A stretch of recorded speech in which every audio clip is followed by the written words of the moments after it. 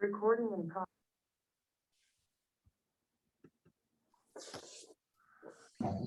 Good morning. Hello, everyone, and thank you for joining us for our fourth in a series of virtual town halls focused on California urban design. I'm Frank Fuller, FAIA, a member and former chair of the Urban Design Committee of the American Institute of Architects, California Council.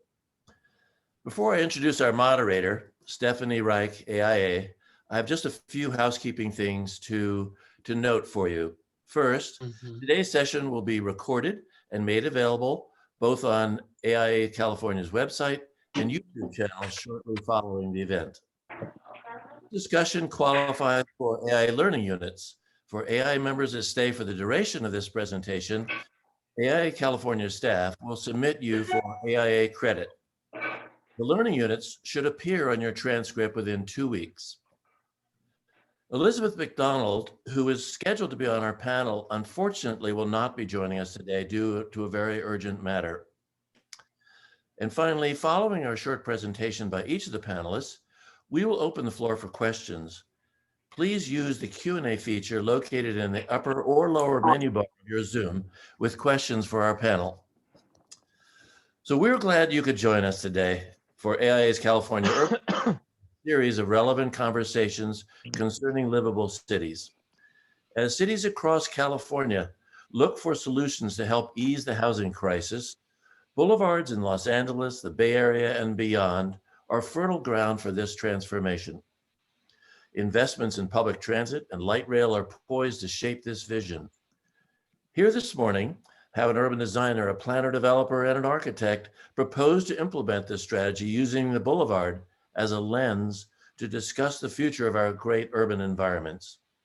One example, as we have all experienced, is that COVID-19 has allowed us to experiment and demonstrate alternative strategies with a new understanding of how our streets are public environments. Today's moderator and first presenter is Stephanie Reich, AIA. Stephanie is a proud member of the AIA LA Council component. She has served on the AIA California Urban Design Committee for more than 15 years and has helped to better urban environments in Southern California since 2003. She has served as urban designer for the cities of Santa Monica, Long Beach, Glendale, and West Hollywood, improving public processes to enable architects to realize their best work. With Stephanie's guidance and service, each city has realized an elevation in the quality of its urban design and architecture. Prior to beginning her work with local government, Stephanie practiced architecture and urban design for nearly 20 years with a variety of notable firms in Los Angeles and New York, including Morphosis, Studio Lipskind, AECOM, and NBBJ. Stephanie earned her Bachelor of Architecture from Cornell University and her Master of Architecture from Southern California Institute of Architecture, SCIAR. Stephanie chose to move to Los Angeles to participate in the building of a great city. Stephanie? Thank you, Frank, for that generous introduction. I'm going to share my screen. Great. And thank you, Frank, also for collaborating on this panel and on the Urban Design Committee with me for so many years. Thanks to the Urban Design Committee who has really supported all of these really great sessions. And thanks to all of my friends and colleagues and everyone on the Zoom for joining in California. To me, this is a rather early hour. I see some friends from elsewhere where it's evening there, so thank you all for joining. I'd like to thank the panelists that are here. I'm so honored to actually be on a panel with you both. Mark Rhodes, AICP founder and CEO of Rhodes Planning Group, which he founded in 2012. He has more than 30 years of experience in the public, private, and private sector as a land use planner, developer, and development consultant. Between 1997 and 2007, Mark served as land use planning manager for the city of Berkeley, so a fellow staff member. Over the past 10 years, Mark has worked with private sector clients to design, manage, and entitle mixed-use development projects with more than 3,000 dwelling units in RPG's consulting portfolio. And best of all, he really doesn't mind design review. So thank you for that, Mark. Julie Eisenberg, FAIA, FRAIA, is, I would say, friend, colleague. I've had the joy of working with her in my capacity as urban designer in at least 2 of my cities, West Hollywood and Santa Monica. She is principal and lead of design at Koenig Eisenberg Architecture, known for its work on neighborhood building with a focus on housing, community places, and educational settings. And in my view, she does really some of the very best work for our cities.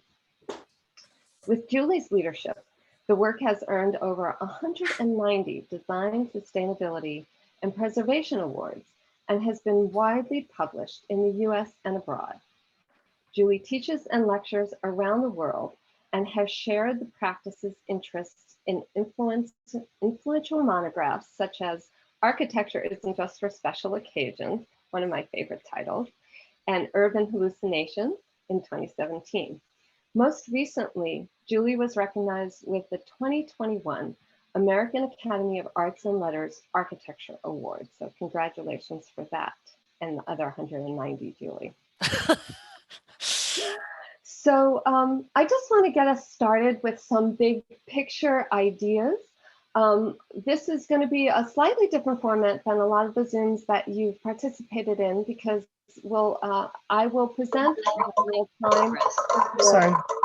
We'll have a little time for discussion. Mark will present, and then we'll also have a little discussion.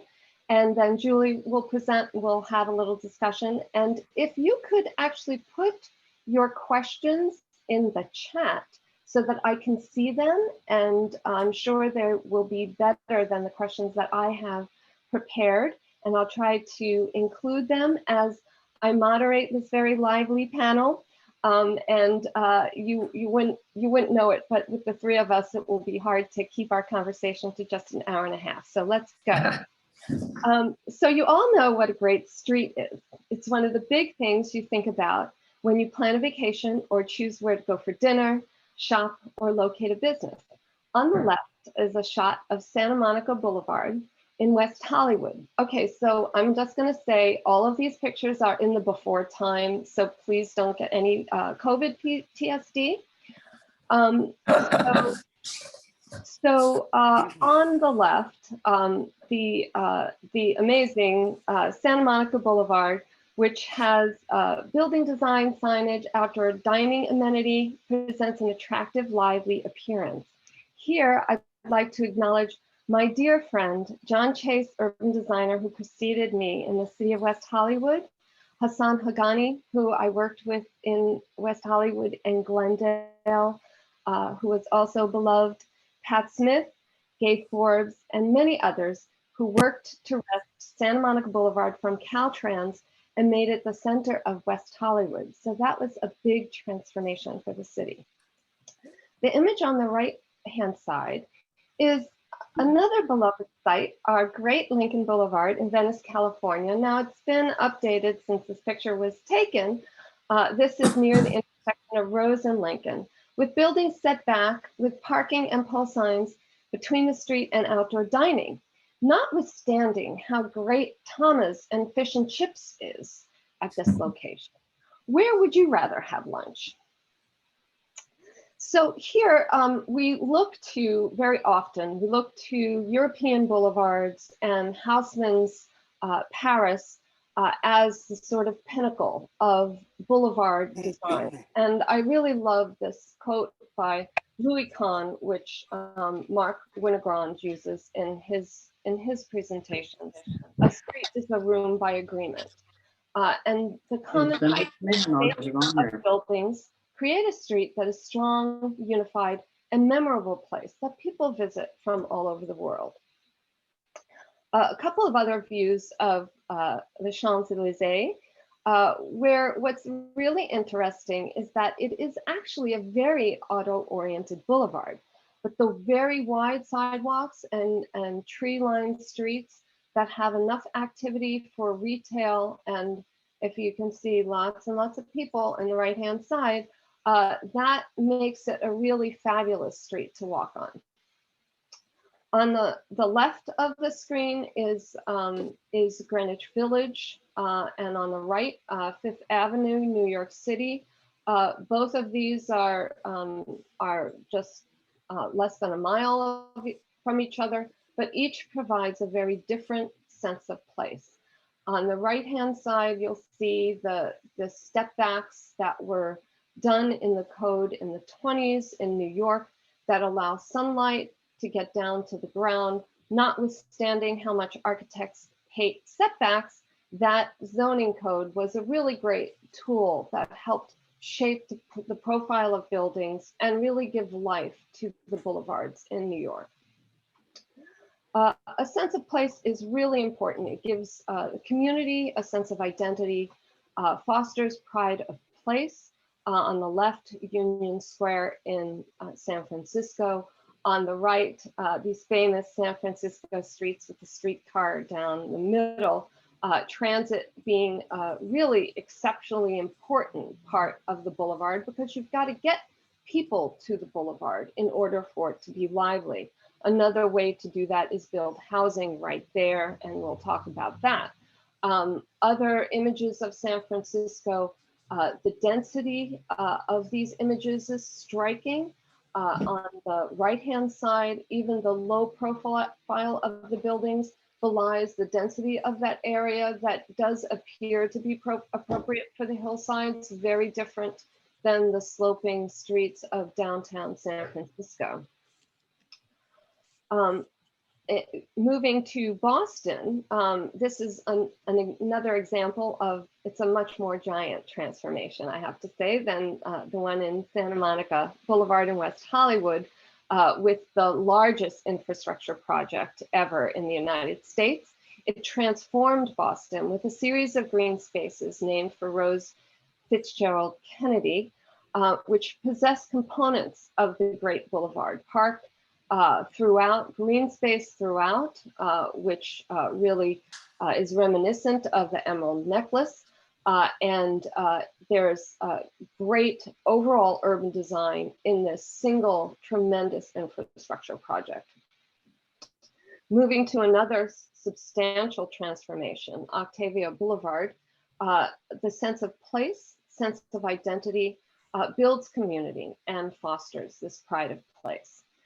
Octavia Boulevard was reborn. Emerald Necklace, Boston. Yes. Sorry, thank you for that correction, Mark. I hope you continue to correct me throughout. And Octavia Boulevard was reborn due to the Central Freeway Replacement Project, joint project between the city, Caltrans, and San Francisco County Transportation Authority, which began in March 2003 with the demolition of the then existing Central Freeway structure. Alan Jacobson and Elizabeth McDonald initiated the idea of livable boulevards in the Great Streets book, a culmination of their study, which if you don't have it, you should, and I highly recommend it.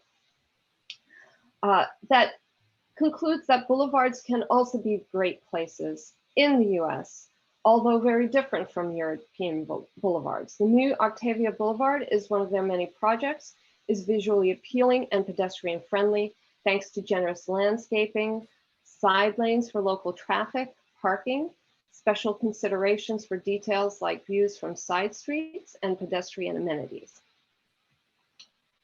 So here we see a shot of the finished product, and this on the bottom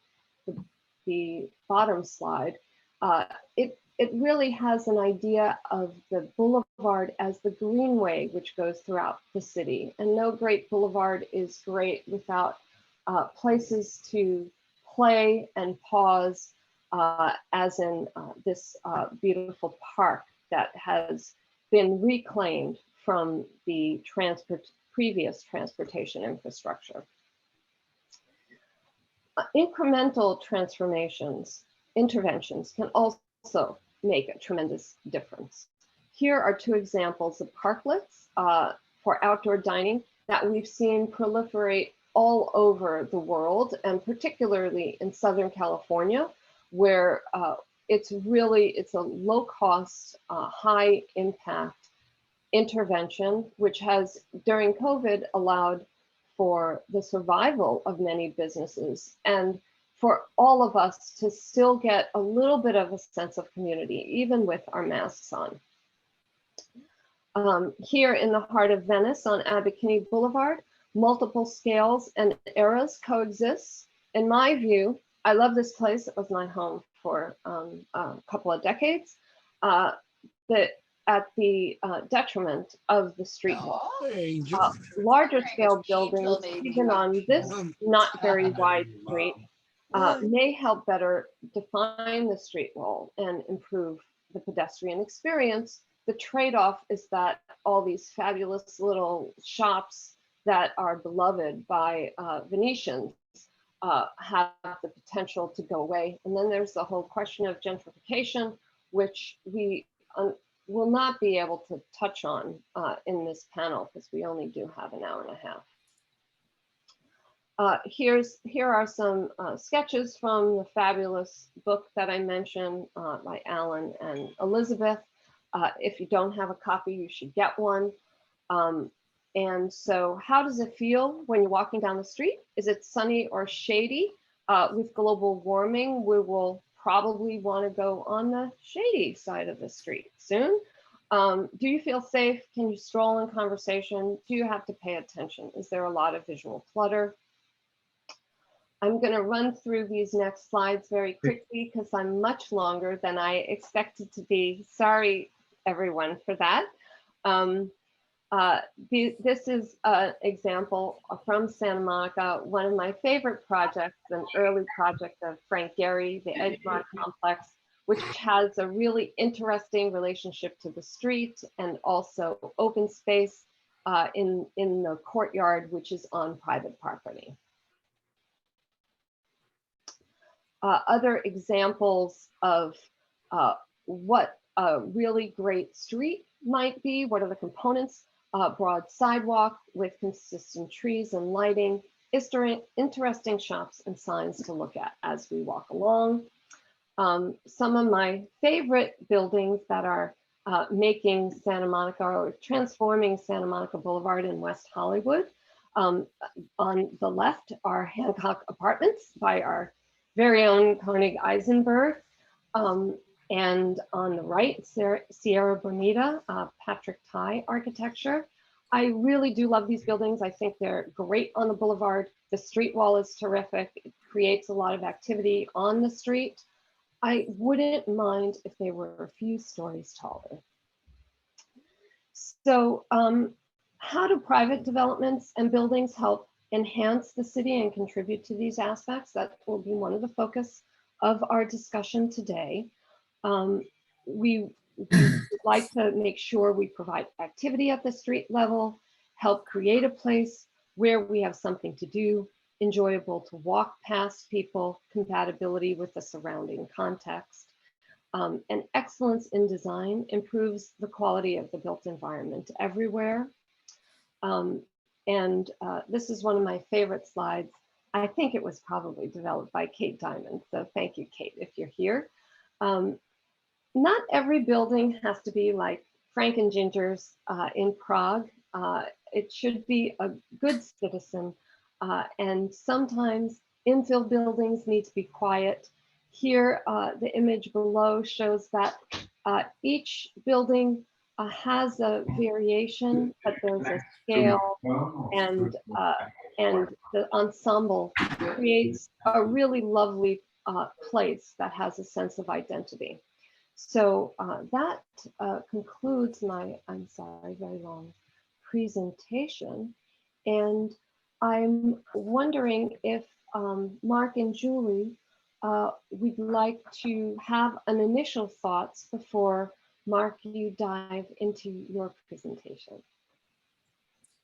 Sure. Initial thoughts from Just participants or us? from you guys. Oh. We'll open to participants. By the way, we'll open to participants' questions towards the end, hopefully by 9:15. And I may read the questions rather than unmute people. So you go ahead, Mark. Thanks. Just a couple of thoughts on what you just went through. You know, over the arc of my career, I've watched mixed use become a thing, and I'll get into that a little bit in my own presentation. And what happens at the ground where the building meets the street is of primary importance everywhere we do it. And we're still learning. But I think that there's a lot of different ways to do it. You can have the active commercial uses, you can have the residential come all the way down to the street. That's what I'm going to focus a little bit on.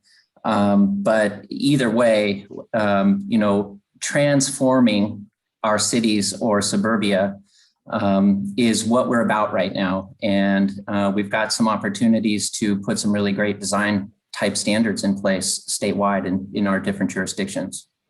Great, thanks, Mark. Julie, any opening salvo for Mark? Yeah, well, I want to talk about this issue of the Houseman influence, but later. And I want to talk about the issue of polite context, but later, because I think that this is a really old notion that gets us into trouble, which stops us being active participants that give back. So that's that one. And then the third one I want to bring up is that we can no longer rely on retail as the big street activator, but most of the town planning regulations to create great streets, especially, you know, is dependent on that idea of a sort of a continuous, active, happy retail. And so I'm curious if other people have been thinking about this too and what they think about it. Great, thank you so much. And with that, Mark, would you like to start your presentation? I would love to. Let's see here. Great, we can see your screen. You have my screen. Okay. Good morning, everybody. Mark Rhodes here.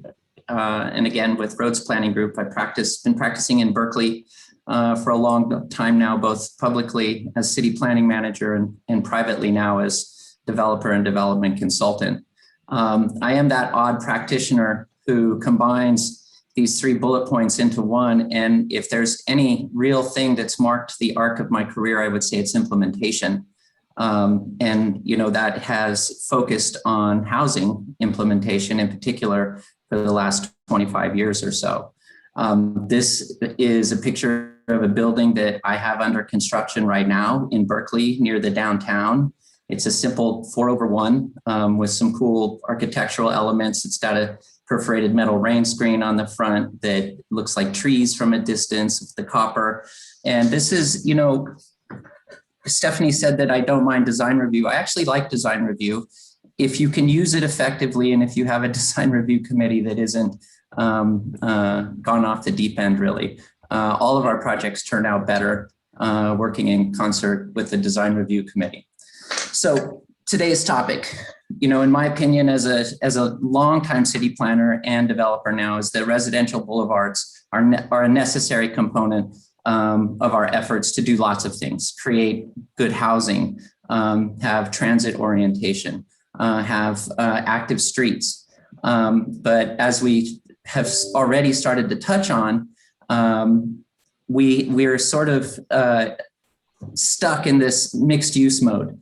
And there's a lot of reasons for it, but what we have to do is kind of unthink the rut that we've gotten ourselves into with respect to mixed use. And so where's all that coming from? Well, you know, vertical or dense residential development is a newer concept in the Western United States. Of course, we see it in older cores, but not so much generally. We're more of a suburban go west world out here still. Many of these corridors that we're talking about, would be talking about, already have transit orientation, or they're adjacent to corridors that have transit orientation. And again, on the mixed use concept, we've limited the more intense housing to those large commercial corridors, which means that we have to have a strip retail at the bottom everywhere.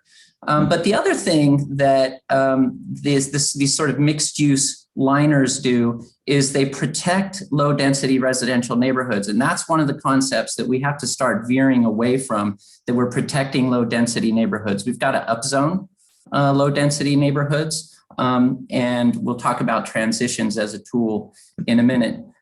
So we have I'm going to pick on Berkeley. It's one of my favorite foils. Santa Monica used to be, but no, there's sort of sister cities at some level. But you can see this is Berkeley's zoning map. We have these long corridors, left over from auto orientation days.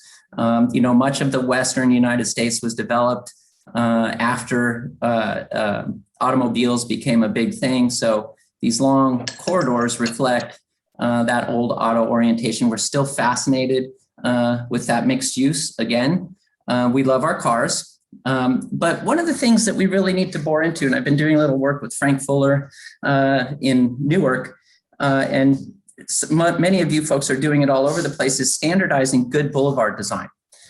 You'll see a peek at that in a minute, but I'm sure Frank's going to get into that probably in some more detail. So we lack imagination, and that's us as planners, it's policymakers, et cetera, because we're still in our infancy with density. We're still looking at density as a mixed use concept. We're still looking at density as a downtown only concept. We're still looking at density on our corridors as a way to protect those inner neighborhoods, and what are we protecting them from? And then, we have retail vacancies because of these long strip corridors that we have. We've incentivized mixed use. And I call it actually dinging residential only, because we don't need these residential strips all along our auto-oriented corridors. And I'm going to come back to this map in a minute, because this doesn't tell the whole story in Berkeley, but it does show, like many cities, you have these corridors, you have low density residential on the interiors. And then, we have our downtown that allows something that's much different. But, residential boulevards are nothing new. And of course, when we look to the East Coast and even some of the bigger West Coast cities, San Francisco, Seattle, certainly Vancouver, which we'll see in a couple of minutes, a little bit of Portland, we have housing that looks more or less like this in a lot of ways. Lots of walk-up apartments. There's good transit nearby because these neighborhoods predate widespread automobile ownership. There's small shops are typically clustered on the corners and things of that nature, and they have stoops. And that is something that we have struggled with here, I think, in particular in California, is how are our buildings meeting the street? What are the people? What kind of activities are occurring? If there's a little, and you can see here, there's probably 8-foot setback, 6-foot setback, depending on what it is. But what's happening in that space, and then what's happening in the space beyond? And in these historic places, there's not been a lot of room to do much more with the street. You see, the car right here. Here's some planting, a narrow sidewalk, and then you're up to the stoop. It doesn't leave a lot for bikes, sidewalk furniture, and things of that nature. And then just to pick on San Francisco a little bit, your streets are even meaner sometimes because of the slopes that actually exist on them. So what are we doing sort of with spaces like that to calm things down just a little bit? I come from the policy perspective. And so how do we get there? The designs, I want to leave to people who actually can think about this in much greater detail, you all, but we've got to put the pieces in place. And it's really going to start with zoning reform and rethinking our residential zones. Creating transition zones is a big piece of that. So you saw a minute ago where we have that high density mixed use corridor right next to low density residential. That's always a conflict. It's always a conflict with a development project because those policies actually are protecting the low density residential as opposed to protecting the potential sustainability of the transit oriented project on the corridor. We have to get away from that. We have to allow high density residential to come right down to the street on boulevards that are designed for it from an accessibility perspective and from a street level activity perspective. And that all is going to come from creating strong urban design standards. You know, I found it interesting. We have new urbanism, but it's not new urbanism. It's really going back to a lot of the things that we know or knew and have forgotten about. This is a good example in Berkeley where this project was a war 15 years ago. Of course, you've got this denser mixed use liner project on the corridor right next to a single family home. And it's not a bad juxtaposition per se, but could we be doing more with properties like this in our cities if we had transition zones that might allow 3 or 4 stories to get into the neighborhood? But that begs the next question, which is, shouldn't the neighborhood be upzoned a little bit? Boulevard design standards, and this really is core to how we think about transitioning what we already have. El Cerrito is the image on the left. They spent a lot of time a few years ago on the San Pablo Corridor specific plan and design guidelines that really get into very detailed perspectives on different kinds of street types, what those streets are going to do, what the requirements are for design. And it creates an expectation right from the get-go in the design process that's an important element of a project, and it's the city's expectation. If we know that up front, it's much easier to design for. This work over here is a lot of Frank's work, and he may get into more of this later. Frank, I'm sorry if I just stole a little of your thunder, but working in Newark together, we're working on the policy side and Frank's working on the design side to totally transform some blocks in the historic core of Newark. And this is the hard work that needs to be done, putting the city on lane diets and things of that nature, but we'll get into that in a second. Here we go. So this is back to the Berkeley map. I talked about these long auto-oriented corridors, and this gets to adapting our zoning. So we go to lane diets, but on our mixed-use corridors, we've implemented over the last 20 years in Berkeley what we call node zoning. And so the requirements along these corridors are generally you get 4 stories for a mixed-use building. You only get 3 stories for a residential only building. But what we've adapted to is to allow residential only in the stretches in between these nodes. These nodes are high activity areas because they have cross streets with big transit lines. This one's at an Amtrak station. There's strong bus lines that go up University Avenue and at the different places with the cross streets. So these are places where we want the commercial activity to stay because they're creating walkable nodes for internal residential neighborhoods as well. But again, in between these nodes, you can go to residential only. But there's a lot of other standards that are in the way. We have the parking and open space standards, which sort of still more reflect more suburban scenarios. And we ding the residential only because the old policies to implement the mixed use really wanted that instead of just residential. So on these corridors, the residential only, you're stuck with a 50% lot coverage. And so that's in conflict with actually producing residential only. So this is probably one of all of our favorite cities to look at when we're talking about residential boulevards. I don't know anywhere in the West that's done it better. And so this is Vancouver. I was there a couple of summers ago with my family, and walking around these neighborhoods was eye-opening for me. They've done the towers in the park thing really well, better than most. And, you could argue street wall, you can argue towers in the park, but I focused in on just this little piece of street right here, relatively random. We walked all around these neighborhoods, and this is what you see. This is residential only. And you see lots of different treatments. You've got little forecourts and private patio areas. You've got more of that. You've got larger buildings with lobby plazas that open onto the street, individual walk-ups, and the same building also has a main lobby entry. And this is just turning around at the same spot and looking up the hill in the other direction. You see these walk-ups. This is an old craftsman house. It's still got its front porch and stoop sitting there. And then you see, again, a larger building with an entry plaza on the street. This is interest. It's all visual interest, and there's fine grains of detail here. And then just to sort of close out, these are some projects that we're actually working on that show different ways of how the residential can come down to meet the street. There's an active boulevard out here. And on this one, there's an active boulevard here. These are the sides. This is a residential lobby entry. These are actual unit entries with little vestibules. And then we go to sort of a different scale. This is a full boulevard in Berkeley where we've turned some old Victorians to be the street liner for a much larger and denser residential project behind.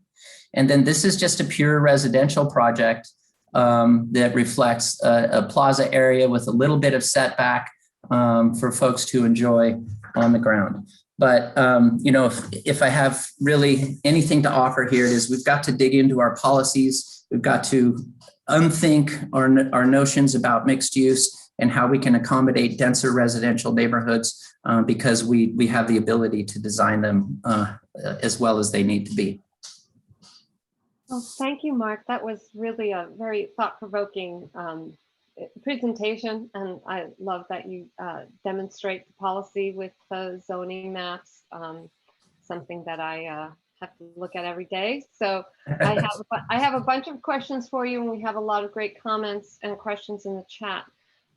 So I'm going to just toss out my questions, and you and Julie can take it where you will. Since you've been in local government for some time, now you're in the private sector, I'm curious as what tools you've used to help the community, particularly Berkeley, accept changing density. Now with the RENA numbers that we all have, we're all going to be a part of encouraging and managing and implementing that change. I'm interested in the idea of transition nodes. Have you used that before? What are the value capture tools that you've used? And also, how do you help the community that is there benefit by the positive changes rather than have that value just be for the most wealthy of us? On that last zoning map that you showed with the nodes, the commercial nodes that have residential only between, I'm curious because I think this was part of the land use and circulation element that was adopted in Santa Monica before the zoning code downzoned that effort. How tall are those nodes? How dense are those nodes? So that's a lot of questions for you in the short time before we get Julian here.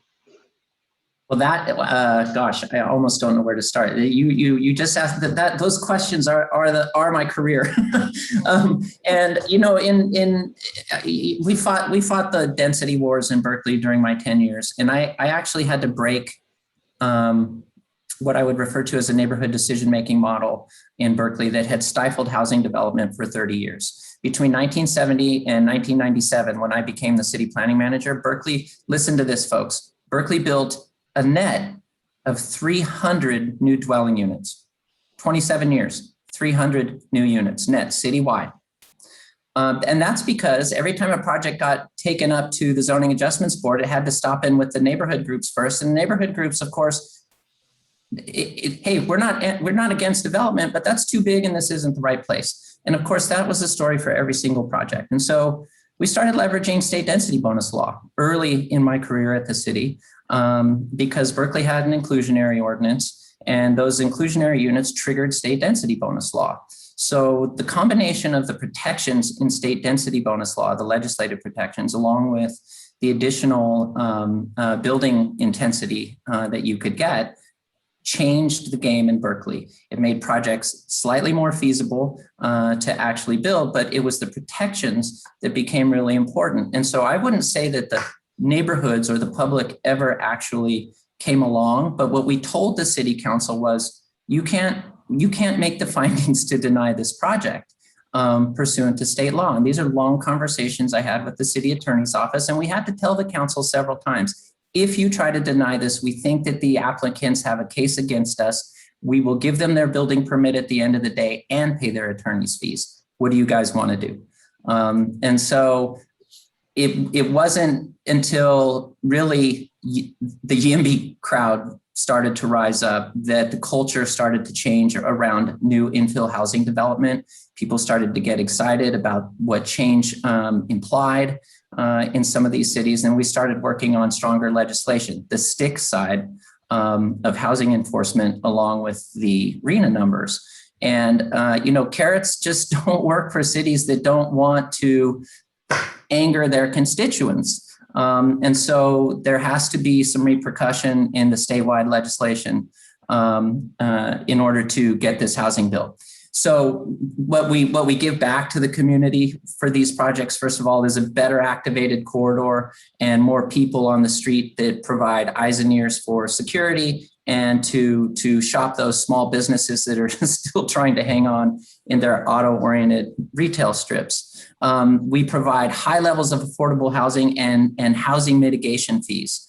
A typical 100-unit project in Berkeley is going to provide about anywhere from 10 to 15 below market rate units, and it's going to pay about $1.5 million to $2 million in housing trust fund fees. And so those are the kind of give backs that the YIMBY folks out there have said, hey, people, first of all, we just need housing. We need lots of housing. Second of all, lots of affordable housing would be great. So let's figure out ways to incentivize that. And so now we're sort of responding to that legislation and trying to create corridors that match the intensities of the buildings that we need to build from a residential perspective. And that's where we get it. We now need to really focus on urban design for our boulevard and our street work. But then also what's happening at that ground floor if it's not residential. You've got to have a building entry and a lobby. Can you have residential units facing the streets? Can you have residential units lining the back? What are we doing with parking, open space, and things of that nature? Well, I want to applaud that leadership that you showed in Berkeley, because as planning director, as city staff, it's very difficult to challenge our decision makers in that way. So I want to applaud you for that.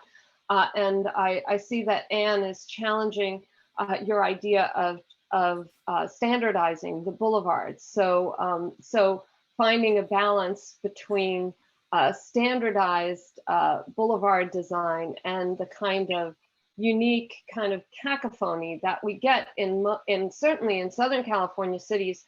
That is, in my view, the strength of the urban design in Southern California. But before I let you respond to that, I want to get Julie in her and hear her thoughts on your presentation.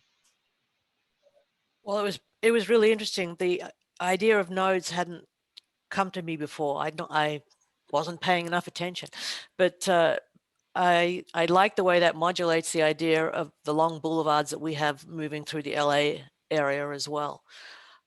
I am frustrated by a state mandate for housing that couples with a process for a housing element and a zoning ordinance that don't synchronize. What I'm trying to say is, for example, the housing element in Santa Monica last time around, 4 years later, the economy's changed, people's minds have changed, and the zoning ordinance doesn't reflect the work that was done in those studies. So that the gap and the multiple times asking the same questions, each time you get a different answer and you can never move forward. So how do you tie the idea of a state need for housing, which we all agree with a way of an implementation process that has community input? Because there's no way we can do this without a robust community input. It's just not right. But it's not synchronized. Yep.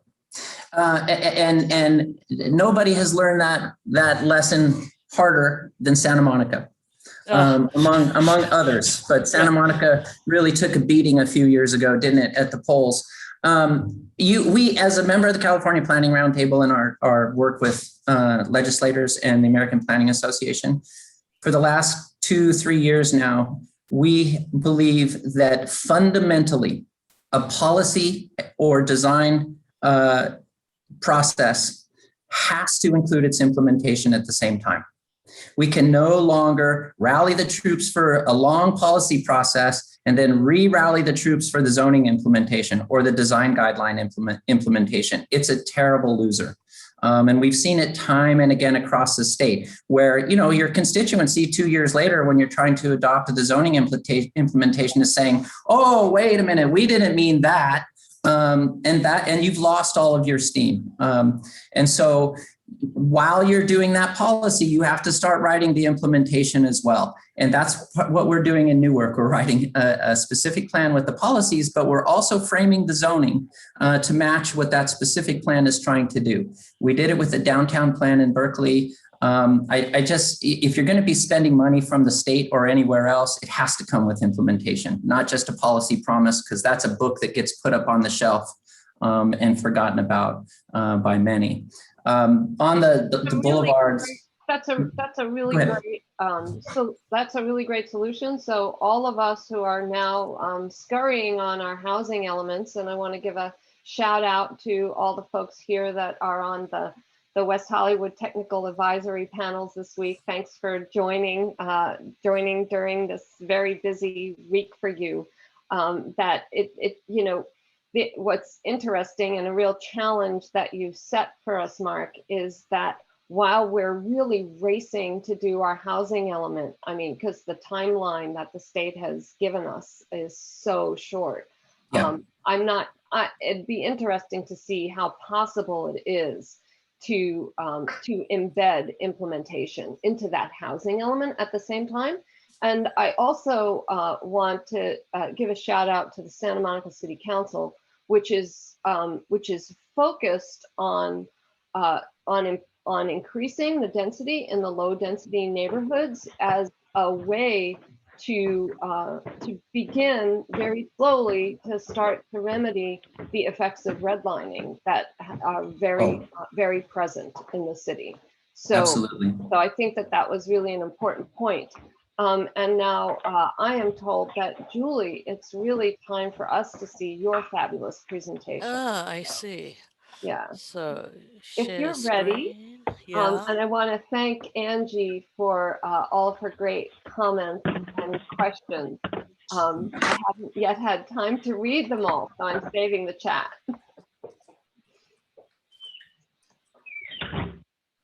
So welcome to Lincoln Boulevard. And the boulevards are filling in as the neighborhoods are filling in. And it's not happening fast enough for all, and it's happening too fast for some, which we've already sort of discussed.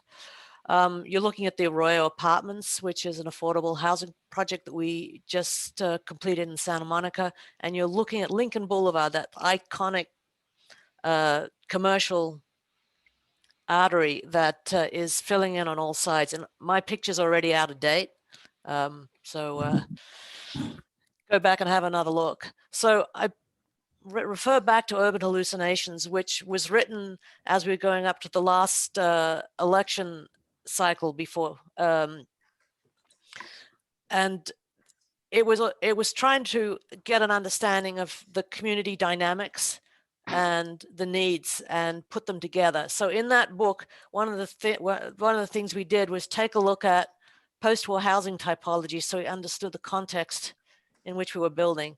So you're going to get like you know what the game is. It's post-war housing in LA looks the way it does because of the way budget, planning codes, and the limits of wood frame construction, which is our most common and cost-effective construction in a seismic zone, come together. And that's fine. The marketplace is fine, and it's actually can be quite interesting. And so, you know the dingbat. And it was, what we're doing here is we're trying to get the cars parked, because now you're starting to see planning regulations that require cars on site. You're trying to do it as expediently and quickly as possible. And it's a sweet little building. The 80s isn't known for its nostalgic sort of presence like the dingbat. We used to call this model, apart from a six-pack, which was four stories of wood frame over 2 stories of parking, there was a glitch in the LA code, which meant that if your ground level was less than X feet off the ground, which meant 4 feet submerged, you didn't count it as a level, which gave you the full height limit that you were allowed to have. So we got this thing that everyone used to call cars in jail. Do you remember that? And then we get to what really is the sort of the bones of boulevard building in certain market rate development. And you're seeing now pushback. Although cars are still not dealt with entirely, you're not seeing them because the cost of real estate has gone up so much that they're all underground. So from a design point of view, they're not impacting the actual forms of the building in the same way. So here, this is one where the pushback from the community has been in the last 10 years, make these terribly big buildings look smaller. So the approach that was used here is a collage approach, which isn't the least bit convincing. And what's interesting is that the community buys off on this because it's repeated over and over and over again in myriad iterations. So, okay, LA on the postcard, it's pretty. LA in the neighborhoods is not so pretty. There's got to be a better way of thinking about the connection between home and street and the space between. So we've been thinking about it a lot, and I want to introduce you to what my partner Nathan Bishop calls sticky space thinking. I'm not sure where he borrowed it from, but it's a great term. It basically implies a need for a resonant connection, not just something that is background or polite, but actually actively contributes to community as it makes good community for the project itself. So 2 projects to share: 500 Broadway, upmarket, 249 units, 160 units per acre. I also think that sort of visualization of how big things are, the only thing I can use is the density per acre, although I wish there was some way of making that clearer, how to visualize this stuff. And then its sister project, the Arroyo, which is affordable housing. City of Santa Monica requires, we are in Santa Monica, most of you know kind of where we are from the aerial, I hope. The Arroyo is the inclusionary housing, and it's at 79 units per acre, and it actually represents more than 20% of the proportion of the market rate units, which is higher than Berkeley. Hey, anyhow, the deal is, so how do sticky space principles apply at a market rate and within the sort of the constraints of cost-conscious construction, which is more like market rate development, entry-level market rate development. So let's sort of look at 500 Broadway. 500 Broadway had a budget, which was a real big deal for us. And it freed up our thinking to not think that we were doing this because we had to, but we could do it because what were ways that we could use that could improve the connection between home and street. So let's start at the beginning. So first of all, it's, by the way, both of these projects are LEED Platinum. This one is just by the light rail station. And what we're trying to do is to work out how people will move from the light rail station into the neighborhoods. So the connection between at the ground plane was very important. We're starting to think about cross-grain massing, because the cross-grain massing opens the building up between, allows the breezes through. So it's a more responsible passive design strategy. And it also means that you can start to see people and the street connecting together. It also allows you a borrowed landscape between the two. So this is not Haussmann.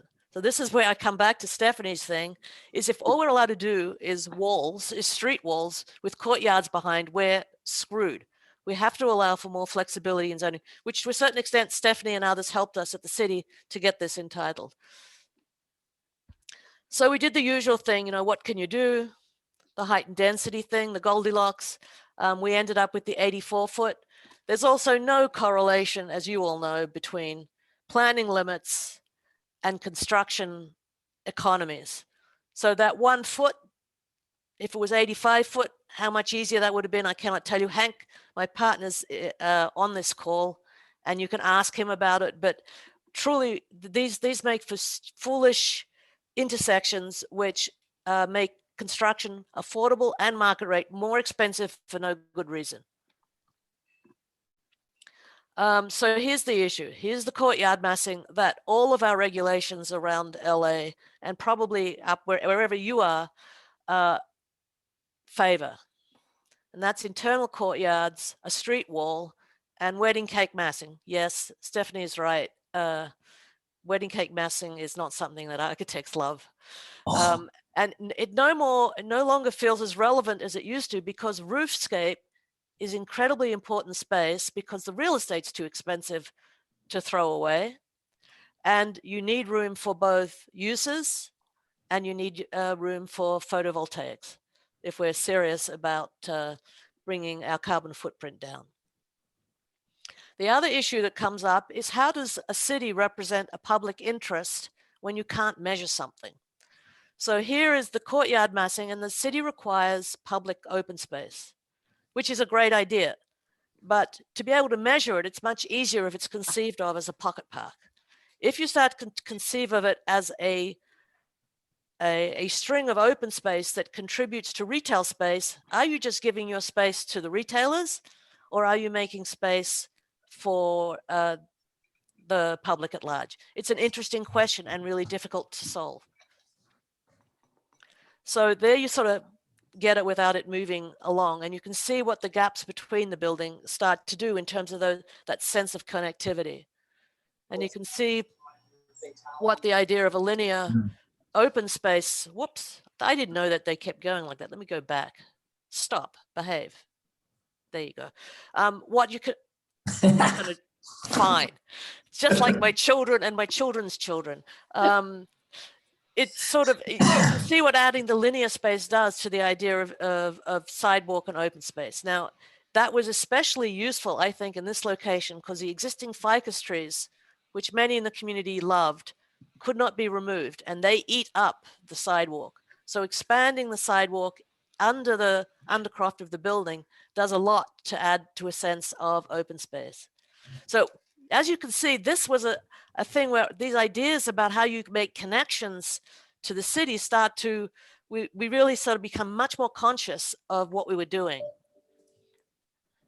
And then there's a sort of technology changes that are allowing us to do things more effectively. That's a prefabricated moment frame. I think the trade name is ConnexTex, which offsets some of the costs in the building. And that picture on the right, believe it or not, is the building. They just took down the hoarding on the north corner. So Lovely. it's coming along. It's cool. We're very excited. Yes, because it wasn't easy. This is stop laughing, Mark. It's ridiculous. I know. I'm laughing with you. I know. Anyhow, so the process, as I said earlier, is too complicated to support this idea that we need housing in a hurry. What people are beginning to say about what housing in a hurry is housing in a hurry is thoughtless housing. And I'm very worried about repeating the mistakes that were made with project housing way back in the day, when if we could do it fast and at scale, it must be good. It can only be designed from the idea of the experience of the public and the residents of the building, or the users of the building. You can't change the paradigm of what design should be doing. So that brings us to the Arroyos. So the Arroyo is cost conscious. It's affordable housing.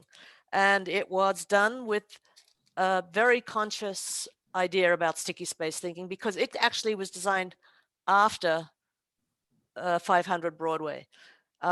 What's good about the policy in Santa Monica with affordable housing is that you cannot finish your, you can't get a permit to use your market rate unless your affordable is completed. And that diagram that I showed you with the 10-minute walk is it has to be located in the same neighborhood.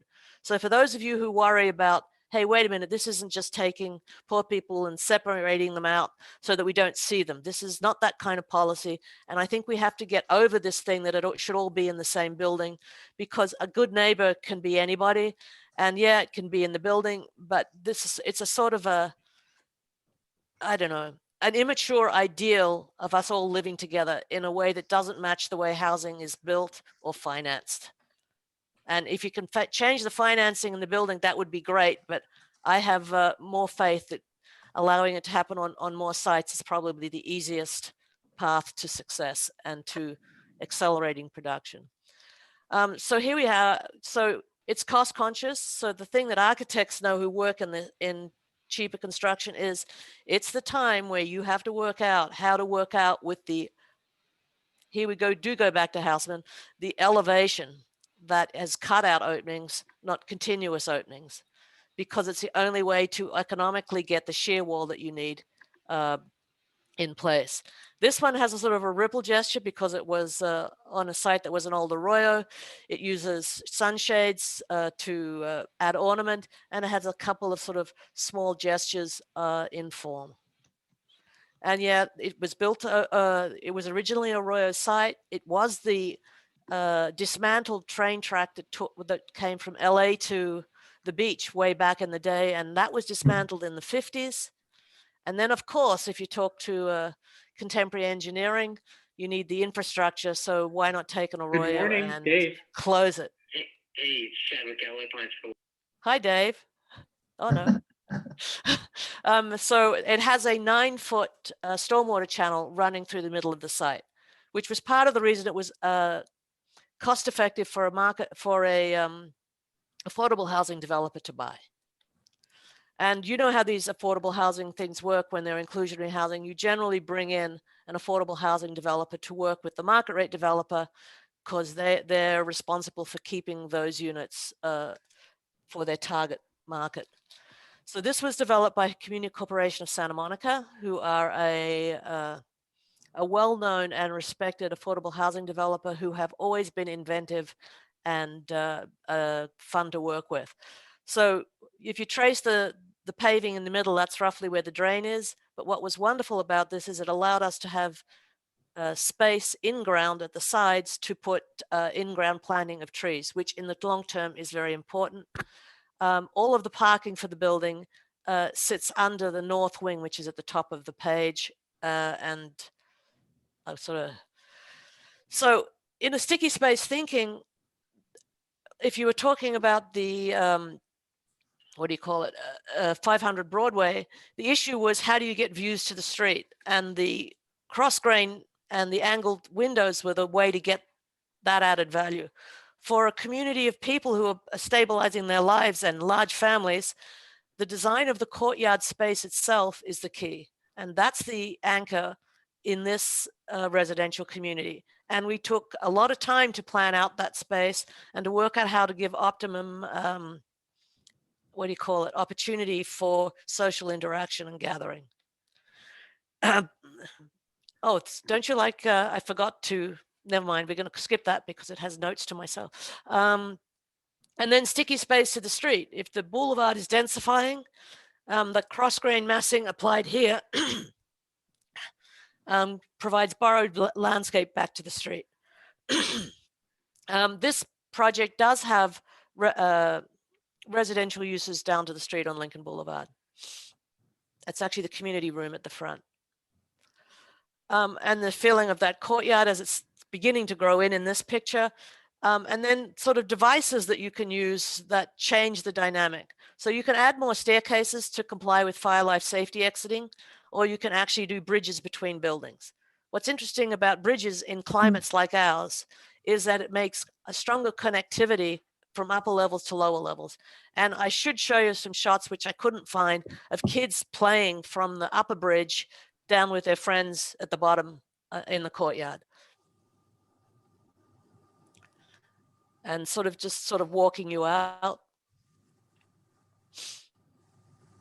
And I think we're there. And I think the last thing I'll bring home, because it's Stephanie's baby, is the issue of craft. So if we're going to say that people count, then we have to craft a building and build it well. And that, I think, is a way where ARB could come in handy, because if they help enable a quality control as buildings are developed so that staff can, what do you call it, monitor compliance, that would help a lot. And I think that's it for me. Too long? I'm probably. It's perfect, Julie. Thank you so much. This was a really enriching presentation, and I'm so excited that you chose the two projects in Santa Monica that are really some of the best projects that we've seen developed in the city. Thank you. And one of the things I think that we are, so we are, and I am doing my best to help streamline processes in the city of Santa Monica. I manage the design review and historic preservation systems. Julie, I hope that none of those cute dingbat buildings that you showed were in Santa Monica, because I do not want to see those come before the Landmarks Commission. But nevertheless, it is very interesting because what we are starting to think about is how we ask for the level of detail that we need in the beginning of the project to make certain that we have that implementation at the end. So that's a fine-grained level of detail on these housing projects that we're really looking at for the quality of life and also to streamline the process. One quick question I have, and then I want Mark to be able to pepper you with questions, is I noticed that the market rate housing is far denser than the affordable housing. Is that because the height limits are different in on those two sites, or that the sites are smaller? The site's smaller, but you could have added more levels, but it wouldn't have been economic to build. That's where the construction and the planning things play out, economies. But the other thing is that market rate development is geared to smaller dwelling size. In other words, there's not as many people in each unit. So the density, which seems to, in our mind's eye, picture the number of people living there, doesn't necessarily reflect the number of people who are living there. I mean, you might do better off if you measure density by bedrooms per acre. I don't know, but yeah, it's an interesting issue. But it's certainly more dense if you were taking it from an FAR kind of measurement. Maybe that's but then again, every city has a different way of measuring that. I just found out that LA counts FAR in the basement, but Santa Monica doesn't count FAR in the basement. So, hey. LA counts FAR in the basement? I really didn't know that. Do they count the FAR of the parking garages too? I believe not. If somebody knows more than I do, step in here, because I was drinking when I was told this, and I'm not sure I got it straight. Well, just so that everyone knows, we don't count FAR in the basement because you're such a kind and wonderful city. Oh, thank you, Julie. It's so nice of you to say. No, it's because we think of FAR as a way to control or manage the massing of the project, and if it's in the basement, it's no harm, no foul. So that's how we interpret it. And Mark, questions for Julie? Yeah, a couple. And I love, Julie, that you brought up the notion of having a separate site for the affordable units. It's something that I worked on here in Berkeley for a long time. And in fact, once I got into the private sector, I did the first entitlement in Berkeley that allowed the affordable housing to be dealt with on a separate site, adjacent, but a separate site, as opposed to dispersing those affordable units into the project. And there's a lot of good reasons for that. Market rate projects aren't service enriched, so those inclusionary tenants don't get to take advantage of that as they would in a nonprofit project. And then, of course, the Housing Trust Fund leveraging of the dollars at the state and federal level goes further on a separate project. Yeah, there's no doubt about it. The other one, you get so much more. Yeah, the other thing is that there's a sort of a notion that every family wants to be in this sort of fancier big project. The most benefit to the families that Community Corporation identified was that they had a supportive network. That supportive network, 64 families in a 250 unit well, actually would have been 250 plus the 64, right, would have made it really difficult for them to actually form community.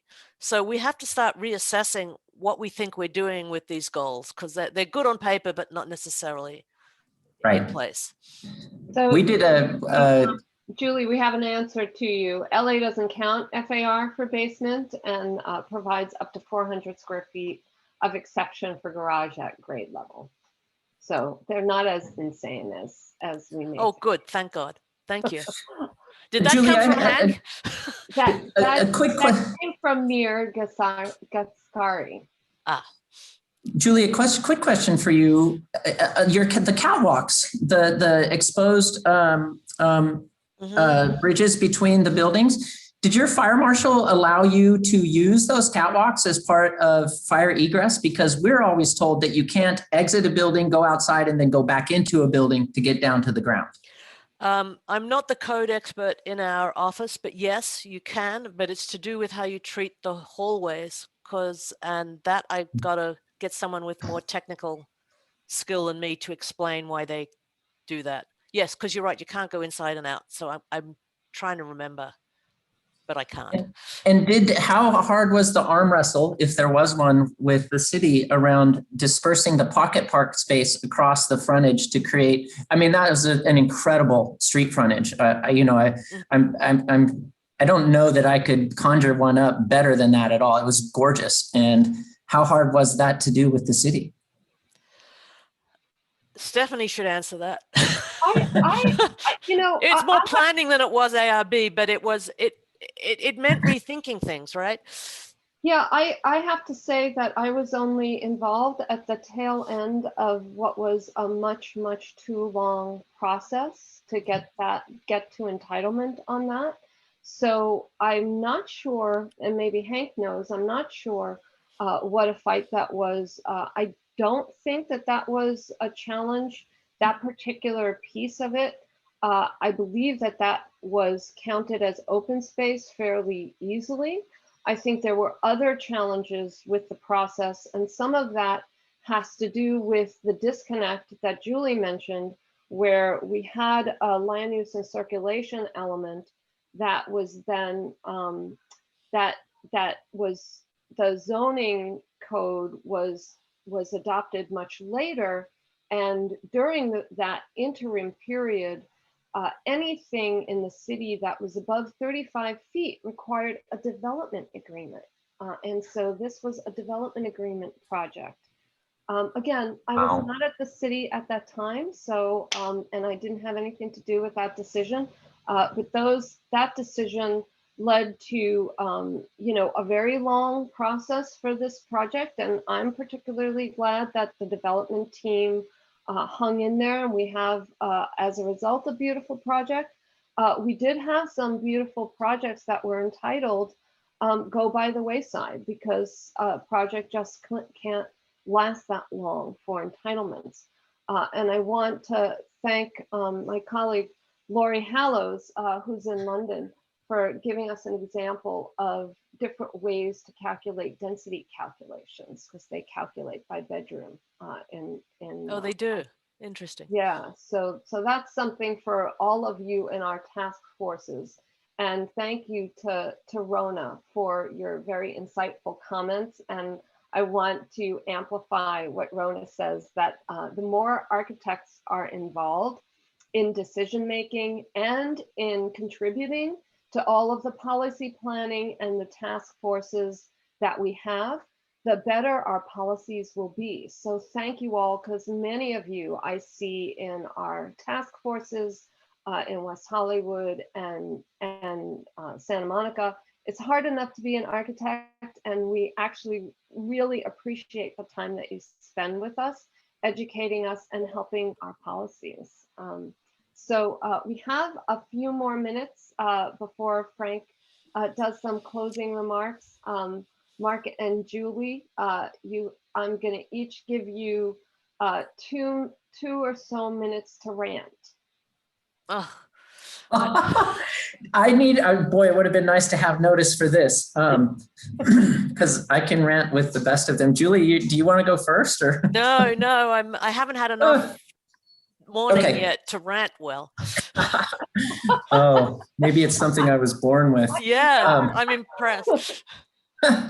Well, let me go back to the corridor issue, because I don't want people to be mistaken about what my comment about corridor consistency.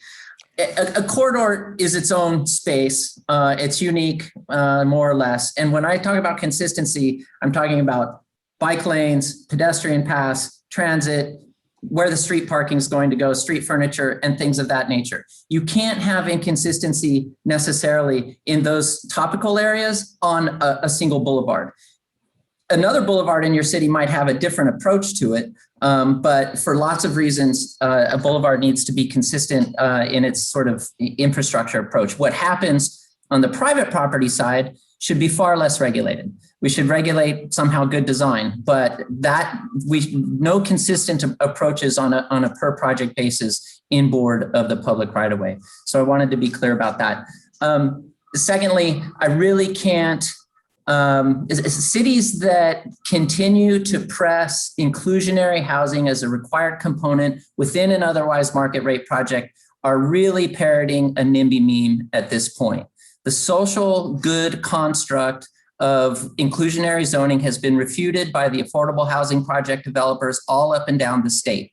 They would rather take the housing trust fund money and do 5 times as much with it as the private developer is going to do for their project. And they're going to be service enriched.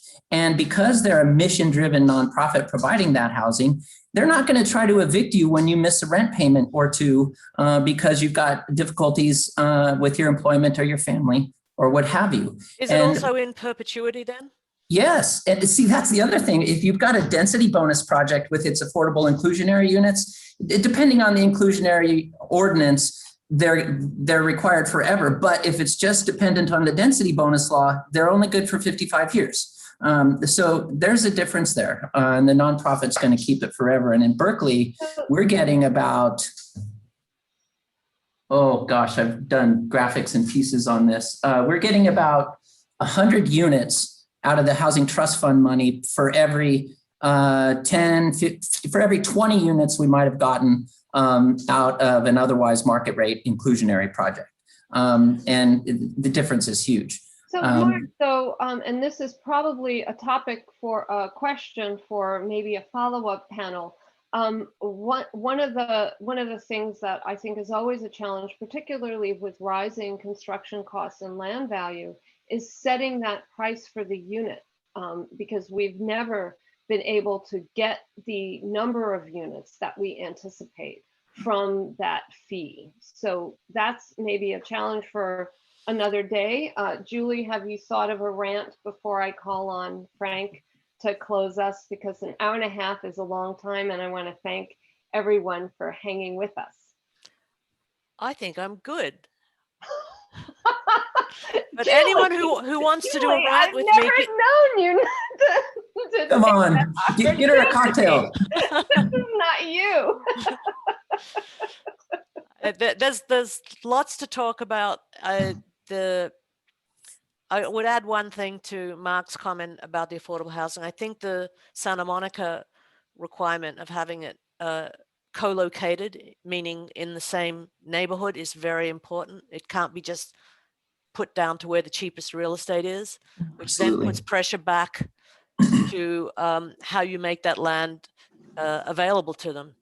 Yeah. And then the other part is that I no longer believe, this is my parting statement, that even entry-level market rate housing can be done without subsidy unless financing is changed. And I'm really disappointed about that. It's not so much a boulevard issue as it is a neighborhood issue, because there is nowhere for young families to buy into some of these communities. And we will find that it will be a real diminishment in lifestyle if that's what we do, plus a waste of an incredible infrastructure like schools. I don't know how we address that problem, but it's a big one that isn't getting enough attention. Well, thank Julie. Missing middle housing, as they call it. There you Yeah, go. and I thank you both for really helping us today understand and touch on many of the issues, and for the great solutions that you're bringing to our cities. And I enjoy really talking with you and working with you in the cities that I serve. So Frank, thank you for opening us and for offering to close.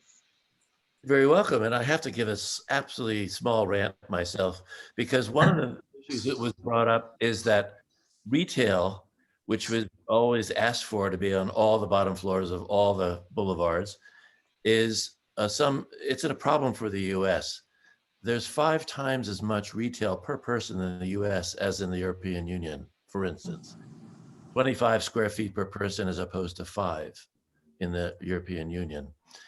So, and after COVID, retail will just never be the same. So all of what I think Julie was showing us in that project of other things, as well as infrastructure, as current bills in the Congress have been trying to get through, being broader than bridges and highways, could start being another form of that subsidy for what is on the ground level.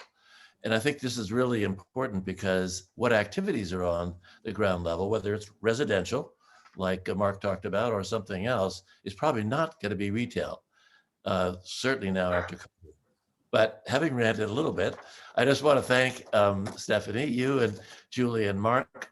Great comments, great discussions. And I want to just say also that we look forward to continuing these. This is the 4th, and now we have 3 more coming up, and they are Climate Resilience in the Future on July 28th, Central Valley Regionalism. What is a Central Valley? On October 13th, because you notice we sort of tended to focus on the coast here. And then on November 17th, Technology as the New Smart Cities. And these 3 are scheduled now all to be, unfortunately for some, 8 to 9:30 in the morning, but hopefully we'll be awake. And then, as mentioned earlier, if you have attended the full webinar, we will submit you for AI learning units. It should appear in your transcript within 2 weeks. We will also be posting today's recording, PowerPoint presentations, and any additional resources shortly following the presentation. And as always, more information can be found at AI California's website, www.aicalifornia.org. And finally, thank you from the AI California for participating in this program. I wanted to also thank staff. As a staff member myself, I think we're always unsung. So thank you, Debbie and Mark. And Debbie reminded us that there is the AIA California Council California Awards program is begun. So please go to the website, and we want to see these projects in our awards. So that's a really amazing process, and we invite you all to participate. So thank you all so much for spending the morning with us, and I look forward to seeing you virtually or maybe even in person soon.